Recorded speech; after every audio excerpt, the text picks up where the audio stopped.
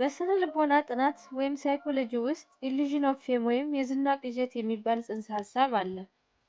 አብዛኛው ሰው ከፍተኛ ዝናና ትኩረት ሲያገኝ እውነተኛ ማንነቱን ያጣል፣ በትዕቢት ይወጣጠራል ወይም ደግሞ ለጭንቀት ይዳረጋል። ነገር ግን በኢትዮጵያ የጥበብ ታሪክ ውስጥ ይህንን ሕግ የሰበረች አንዲት ልዩ ሴት አለች። ዝናዋን ወደ ትህትና፣ ስኬቷን ደግሞ ወደ የላቀ እውቀት የለወጠች አርቲስት ነች። እሷም መሰረት መብራቴ ትባላለች። ለመሆኑ አንድ ሰው በከፍተኛ የዝና ማዕበል ውስጥ እያለ እንዴት እውነተኛ ስሜቱንና ሰላሙን ጠብቆ መኖር ይችላል? የትህትና ስነ-ልቦናዊ ጥቅም ምንድን ነው? እድገት ተኮር አእምሮ ወይም ግሮዝ ማይንድ ሴት በህይወታችን ላይ ምን ያህል ተአምር ይሰራል? በዛሬው ትምህርታዊና ስነ-ልቦናዊ ቪዲዮአችን የአርቲስት መሰረት መብራቴን የህይወት ጉዞ በመተንተን ለራሳችን ህይወት የሚሆኑ 5 ታላላቅ የስነ-ልቦናና የስኬት ትምህርቶችን አብረን እንቃኛለን።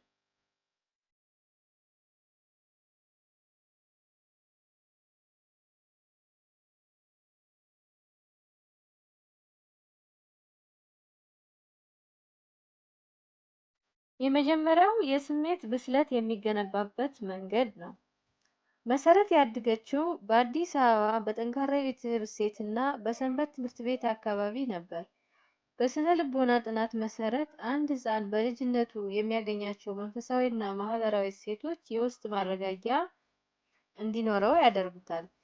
በሰንበት ትምህርት ቤት የነበራት የመድረክ ተሳትፎና የቃል ጥበብ እንቅስቃሴ ገና በለጋ እድሜዋ የራስ መተማመንን እንድትገነባ ረድቷታል። በ1990ዎቹ መጀመሪያ አካባቢ በቴሌቪዥን የታየው የካ ታምቦ ሰማዕት እና የሻማ አምባ ድራማዎች ላይ ስትታይ ተመልካቾችን የማረከችው በትወናዋ ብቻ አልነበረም፣ በስሜት ብስለቷ ጭምር እንጂ። ትልቅ ስኬት የሚጀምረው ከውጭ ከምናገኘው ሙገሳ ሳይሆን በልጅነታችን በሚገነባ የውስጥ ማንነትና ስሜትን የመግዛት አቅም ነው።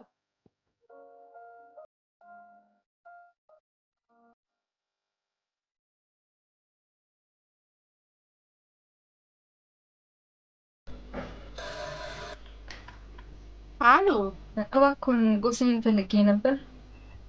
ጎሳዬ? ቆይ እስቲ ልይልሽ።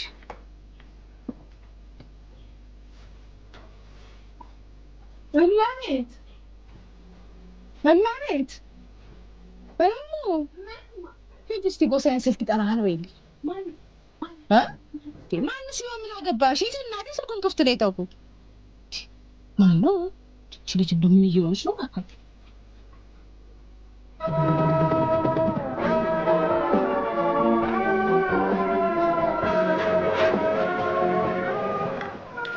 ሄሎ፣ ጎሳዬ ተኝቷል። መልዕክት ካለ ልቀበል? እመቤት ነሽ? ኢየሩስ ነኝ። ኢየሩስ፣ አንቺ ነሽ እንዴ? እባክሽን አንድ ጊዜ ጎሳዬን ላነጋግረው ፈልጌ ነበር። እስቲ እሺ ካለ እሺ። እሺ ካለ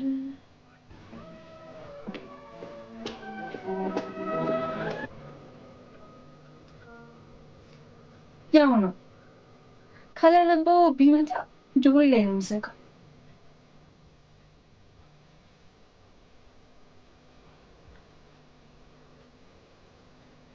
ሄሎ ኢየሩስ፣ ተኝቷል። እምቢ አለኝ። እንደምሷ ከሆነች ሁለተኛ አታገናኘኝ ነው ያለኝ።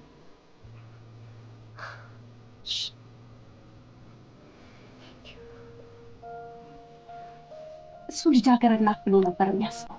አድሬት ፓርቲ ልትጨፍር ሄዳ አስወስደዋለች። ታዲያ ምንድን ነው እሱ? የዛሬ ልጃገረድ ሆነች አልሆነች ግድ የለም እኮ። እማዬ ደግሞ ሁሉም ወንድ አንድ ነው አሉሽ እንዴ? ደግሞ እኮ ልጅም ሳይኖራት አይቀርም። ይገባ ቁልፍና አበስገባል። ቆይ ለመሆኑ አንቺ ሁሉ ከየት አወቅሽ? ሰማታ እሱ ነው፣ ከሌላ ከማንም አይደለም። ወድጄና ፈቅጄ አላመጣሁትም እያለች ስትነፋረቅ ሰማት። ወይ ድሏ። ታዲያ ለዚህ ትታዘናል? እማዬ ተይ እንጂ ልጄ፣ ሴት ሆኖ በሴት መጨከን ጥሩ አይደለም። ምን ቸገረሽ? ደውላም ጥሪልኝ ካለሽ ጥሪላት። ነግበኔ ነው ልጄ ዋ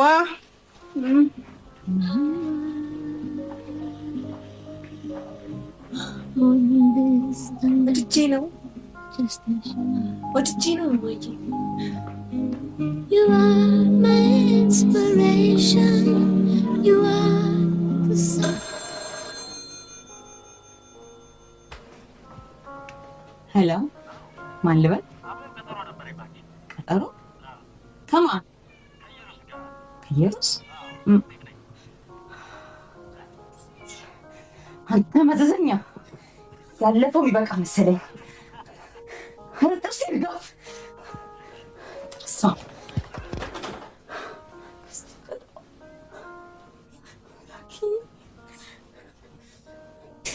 ይህንን የአሪዎስ ልጅ ለምን እንደምትፈልጊ አልገባሽም።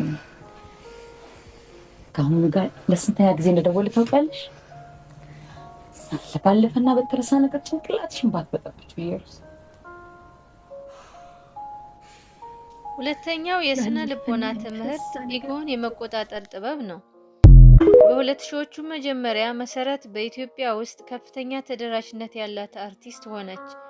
በጉዲፈቻ ፊልም ያሳየችው ድንቅ ትወና የምስሏ በፖስት ካርድና በመሲ ሰንደል መሸጥ እንዲሁም ብዙ ቁጥር ያላቸው ማስታወቂያዎችን መስራቷ ሀገራዊ አይከን አደረጋት። አብዛኛው ሰው በዚህ ደረጃ ላይ ሲደርስ በስነ ልቦናው ናርሲሲስቲክ ትራፕ ወይም የራስን ዝና ማምለክ ውስጥ ይወድቃል። መሰረት ግን ፍጹም ተቃራኒውን መንገድ መረጠች፣ ትህትናን ማለት ነው። በስነ ልቦና ጥናት ትህትና ማለት የራስን አቅም ማነስ ማመን ሳይሆን እውነተኛ ማንነትን ማወቅና ለሌሎች ቦታ መስጠትን ነው። መሰረት ዝናዋን ለንግድና ለራሷ ጥቅም ብቻ አልተጠቀመችበትም። መሰረት አድቨርታይዚንግን በመክፈት የሥራ ፈጠራና የማኔጅመንት አቅሟን አሳየችበት። እውነተኛ ጥንካሬ ያለው ሰው በዝናው አይሰክርም፣ ይልቁንም ዝናውን ለበጎ ዓላማና ለራስ እድገት መሳሪያ ያደርገዋል የሚለውን ትምህርት ልንወስድ እንችላለን።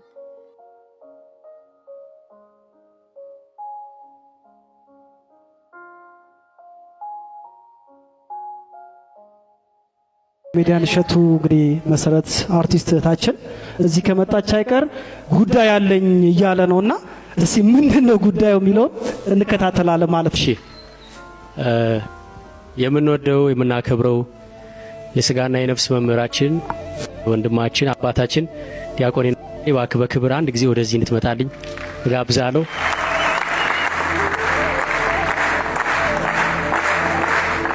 መሲ ከመውረዷ በፊት ወንድሜንም ወደዚህ የጋበዝኩበት ምክንያት ምንድነው? ባለፈው እንደምታስታውሱት እግዚአብሔር አምላክ ፍቃዱ ሆኖ አሜሪካን ሀገር ለሚሰራው ታላቁ የሆተ ሰማይ የመጥምቀ መለኮት ቅዱስ ዮሐንስና ቅድስት አርሴማ ገዳም ላይቭ ስንገባ የደወልንላቸው ሰዎች ነበሩ። ከደወልንላቸው ሰዎች መካከል አንዷ እህታችን አርቲስት መሰረት መብራቴ ነች። እንደምታውቁት መሲን ብዙ ሚዲያ ላይ አናያትም፣ በየቦታው አትገኝም። ስለዚህ እኛ እንደው እሺ ትለን ይሆን እያልን እየፈራን ነው የደወልነው። ምንም ክርክርም የለውም። በአንድ ስልክ እሺ ብላን መጣን። ረጅም ሰዓት ቁጭ ብላ በዝማሬና ስልክ እያነሳች አድናቂዎቿን እያናገረች የምታውቃቸውን ሰዎች እየቀሰቀሰች ከፍተኛ የገንዘብ ማሰባሰብ ስራ ሰርታ ነበረ። ከዛ በኋላ በድጋሚ ብዙ ስራ ተሰርቶ መጨረሻ ላይ ሰርተፍኬትና የመጽሐፍ ቅዱስ ስጦታ ብፁዓን አባቶቻችን መጥተው በዶንኪ ቲዩብ ሲያበረክቱልን ያው እኛ ደግሞ ውለታ ቀፍ አድርገን የምንበላ ከንቶች ስለሆንን ሳንደውልላት ቀርተን ረሳናት ማለት ነው። ስለዚህ አንደኛ በእናንተ ስም በኢትዮጵያ ሕዝብ ስም በዲያቆን ሄኖክ ኃይሌ ስም በሉል እግዚአብሔር ስም ይቅርታ መስዬ ስለረሳ ነው። ሁለተኛ አሁን ወንድሜ በክብር እንዲሰጥልኝ ነው። ሁላችሁም በጭብጨባ አመስግኑልኝ።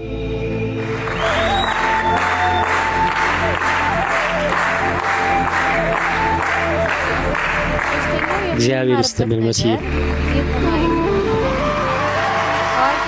ኮሎምቢያ ዩኒቨርሲቲ የስነ ልቦና ባለሙያ ካሮል ድዌክ ሰዎችን በሁለት ይከፍላቸዋል። ፊክስድ ማይንድ ሴት ያላቸው ሰዎች ወይንም ደግሞ አይምሮዬ ያለው ችሎታ ይበቃኛል የሚሉና ግሮዝ ማይንድ ሴት ያላቸው ሰዎች ሁልጊዜ መማር አለብኝ የሚሉ ናቸው። መሰረት መብራቴ በሀገሪቱ የትወና ንግስት በነበረችበት ሰዓት ያለኝ ችሎታ አይበቃኝም በማለት ወደ አዲስ አበባ ዩኒቨርሲቲ ገባች። የቲያትር ጥበባት የመጀመሪያ ዲግሪዋን በማድረግ አጠናቀቀች። በዚሁ ሳታቆም በመልቲ ሚዲያ ቲያትር ሁለተኛ ዲግሪዋን ወይም ኤምኤ በማዕረግ ሰራች። ይህ ትምህርቷ በገመናና በተለያዩ ድራማዎችና በተለያዩ ፊልሞች ላይ የተጫወተታቸውን ገጸ ባህሪያት ጥልቅና አሳማኝ እንዲሆኑ አድርጓቸዋል። ይህም ማለት ተፈጥሯዊ ክህሎት ብቻውን በቂ አይደለም። ሳይንሳዊ ዕውቀትና የማቋረጥ የመማር ፍላጎት ሲታከልበት ስኬት ዘላቂ ይሆናል ማለት ነው።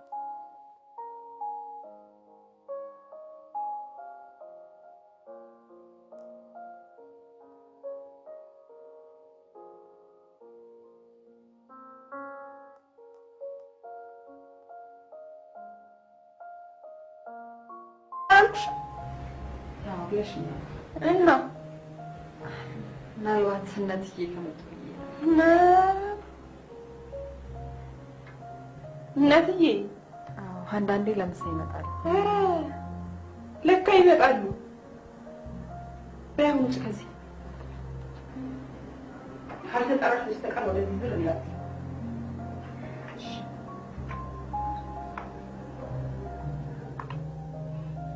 በሱስ እንዴት ይፈረዳል? ቀላል ታምራለች። ዛሬ ታባቱ የፈለገ ስታምሩት ታዲያ ከሚኪ ጋር ያለ ክላሱ።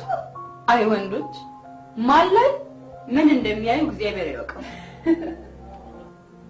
እባክሽ በተራባ እንጀት ያታስቂኝ። ይልቅ እጃችንን ታጥበን እንምጣና እንብላ።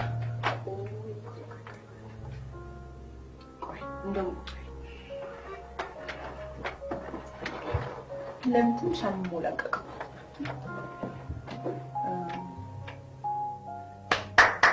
ማነሽ እንትና አንቺ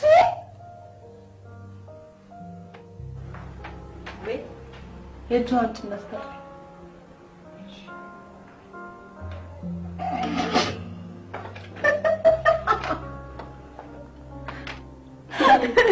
እያንዳንዷ እድል እኮ ለምን እንለፋት ብዬ ነው። ሳሪ ግን ድፍረትሽ ምን ነው ድፍረቱ? የጆን ጭናት ታጥቢ ማለት መቼም እዚህ ቤት ውስጥ ተደርጎ የማያውቀውን ነገር ነው ያደረግሽው። አያድርጉታ ምን ያደረኩት ታዲያ? እሱን እኮ ነው ድፍረትሽ ያልኩሽ። ገረመሽ? ዋ በልተን እስክንጨርስ ሻማ ይዘሽ ቁሚ እንዳልላት። እኔማ ከዚህ ቤት ሩጬ ነው የምወጣው። ሞኒ ለምን እንደመጣን አትርሺ። በእያንዳንዱ አጋጣሚ ልናጨናንቃት አይደል የመጣን? አዎ ግን በገደብ ይሁን ወይ በገደብ ልቅልሽ ሌላ ሙድ ነው ያስባት። የጆዋ ይዛ ስትመጣ አልታጠምሽ ግግም ምን ያልሽ ለታጠም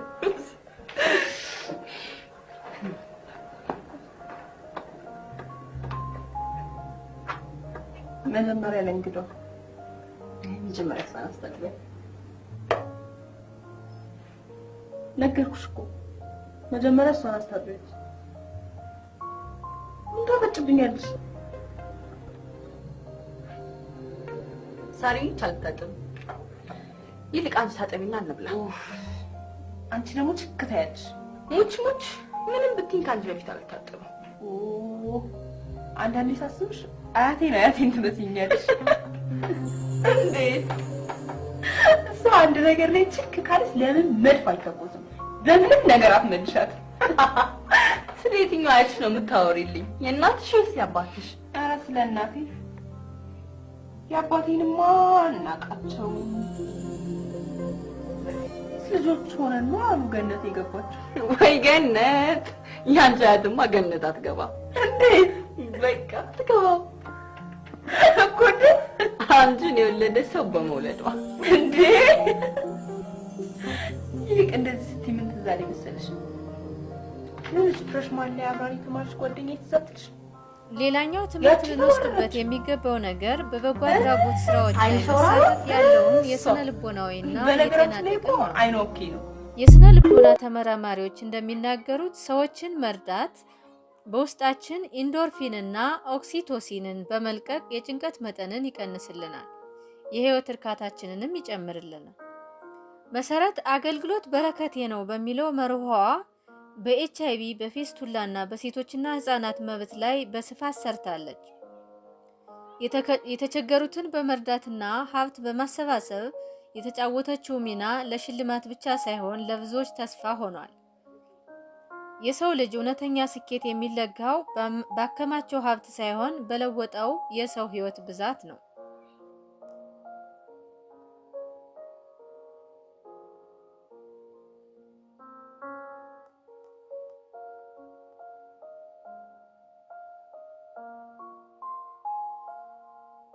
ብዙዎቹ እንደሚያደንቁሽ እየነገሩኝ ነበር ቅድምምና ይሄ ነገር በጣም ተደጋጋሚ ጊዜ ተነሳ። እኛን ራሱ አሳፈርሽ ነው ባላባለሴ እውነት ነው። የባህል ልብሶች በአብዛኛው የባህል ልብስ ላይ ታዘውትሪያለሽ? በጣም ደስ ይለኛል። በጣም ደስ ይለኛል። ምክንያቱም የባህል ልብሶቻችን አንደኛ መገለጫዎቻችን ናቸው። ኢትዮጵያዊነት መገለጫዎቻችን ያሉንን ባህሎች ያሉንን አሪፍ ነገሮች ለሌላውም ዓለም እናሳይበት አንድ መገለጫ ነው። ሁለተኛ ሲለበሱም በጣም ያምራሉ። አታዩም? እዚህ ጋር ሰፌድ ነው እንዳለ ባህላዊ ነው ይሄ ጨርቁ እና በጣም ሲምፕል በሆኑ ማቴሪያሎች ግን በጣም አምሮና ደምቆ መታየት ይቻላል እና እንዲያምር ደምቄ እንደወጣ ደግሞ ያደረገችኝ ሰዋሰው ዲዛይን ናት። በጣም ነው ማመሰግናት። አዎ በሌላው ዓለም ምናልባት ይደረጋል ዲዛይነሮች እንደዚህ ለሚዲያ ሰዎች ልብሳቸውን እየሰፉ እንዲያስተዋውቁላቸው በዛውም ምርቶቻቸውም እንዲታወቅ የማድረጉ ነገር አለና እዚህ ብዙም የተለመደ አልነበረም ወይም ምን ያላጋጠመኝም እና ራሷን አታስባ ራሷ ዲዛይን አድርጋ ይሄ ልብስ ያቀረበችውና ደግሜ አመሰግናታለሁ ሰዋሰውን። ሌሎችም ዲዛይነሮችም እንደዚሁ መበረታታት አለባቸው። የመጀመሪያው የውስጥ ማንነትን ማወቅ በጣም አስፈላጊ መሆኑን ነው። መሰረት መብራቴ ታዋቂነትና የሰው አድናቆት ሳይቀይራት የራሷን እውነተኛ እሴቶችና ስብዕና ጠብቃ መኖሯ ይህንን ያመለክታል። ሁለተኛው ጽናትና ትስስር ነው። በሙያዋ ላይ ያሳየችው ጥረትና ስራዋን በትምህርት የማደራጀት ረጅም መንገዷ ይህንን ያሳየናል። ሶስተኛው ልንማርበት የምንችለው ነገር ደግሞ ህይወትን ለዓላማ መኖር ነው። የስክሪን ስኬቷን ለማህበረሰብ አገልግሎት በማዋል ለሌሎች ብርሃን መሆኗን ያሳያል። መሰረት መብራቴ የኢትዮጵያ የጥበብ ንግስት ብቻ አይደለችም። በጥንካሬ እና በስብዕና እና በሰብአዊነት የተሞላ የሴትነት አርአያ ናት እንጂ።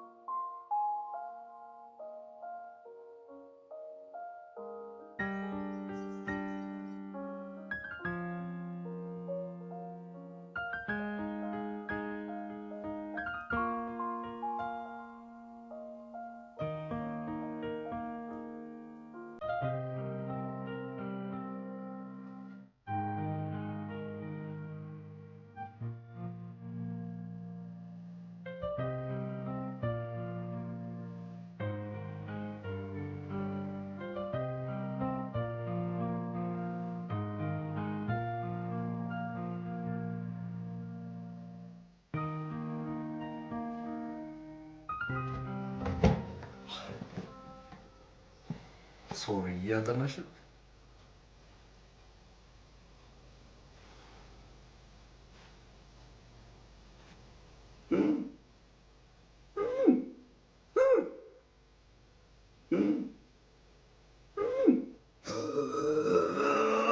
ጆሲ አትጨማለቅ፣ ላጥናበት አትረብሽ።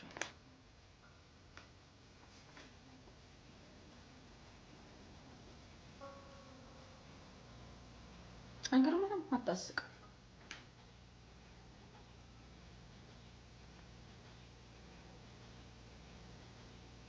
ሜሪ ቅድም አባቢን ሸኝቼ ስመለስ አንድ ቀሽት የሆነች ሌዲ ያየውና ገበደ ልጅ ግን እሷን አየውና እየቦካው ነው ልሸኝሽ አልኳት። አይ ደርሻለሁ ቴንኪው ምናምን አለችኝ። ይቺንስ መልቀቅ የለብኝም ብዬ ሻይ ቡና እንበል አልኳት። ምን እንዳለችኝ ታውቂያለሽ? ማሙሽዬ ቤት ሳይመጡብሽ ቶሎ መኪናውን መልሽ።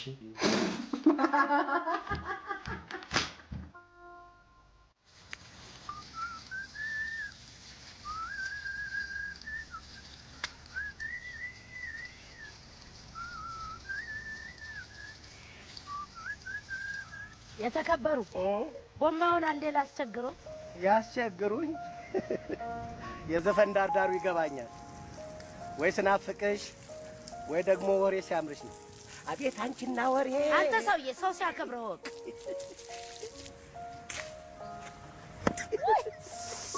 ተነሳብህ። ምን አባሽ ነሳብኛል?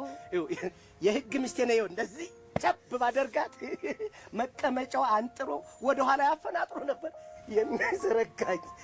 አፈር አባክ ያስበላህና እንደ አንተንስ እዛ ውስጥ ነበር መቅበር። አማከለችውች መርፌ እኮ ጨረሰች፣ እግዚአብሔር ጨረሰች።